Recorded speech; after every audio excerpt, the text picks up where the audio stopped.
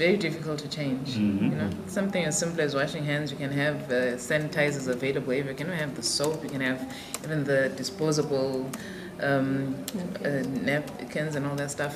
But it's difficult. So I think behavior change maybe it just needs reinforcement of some of the principles or practices. And humans, I think sometimes they understand through repetition. So you need to repeat yourself over and over again just to remind people, and a lot of refresher courses, because telling them once, especially adults, it just doesn't work. So you need ongoing health education. Remind them of what they already know, you know. And sometimes you're in their face, you know, especially when it comes to issues of infection control, like washing hands. People know they should do it, but they don't. But now when you do it, they're like, oh, yeah, they come again, telling us to wash hands, but they learn from that. Just repeat. And they'll do it so that you don't bother them again, if not because it's the right thing. Yeah.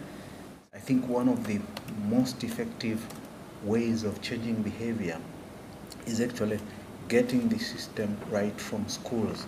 You teach a child how to wash hands and whatnot, and when they go home, they'll ask you, parent, if you're not washing hands before food, they will press you.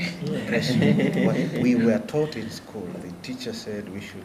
So putting these systems, revamping the hygienic system, which we know already. I mean, they were there and they've been there to prevent other diseases, including tuberculosis, even before we had HIV/AIDS. These were there, but we tend to neglect those basic hygienic systems that are there. So taking this opportunity to revamp those basic hygienic systems and adding on so that it becomes a norm, and eventually it becomes, and reinforcing them in our systems, in schools and everywhere, so that people don't forget. And schools are very good, and children are very good in supporting behavioral change.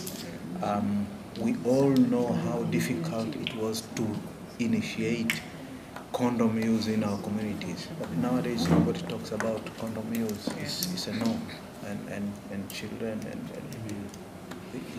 but it took quite some time to understand, even to have condom distributed freely in shops and everything. This was sometimes not easy, but I think it's possible if we can push on this now as a behavioral change across. It shouldn't just be at the health center, it should be across systems.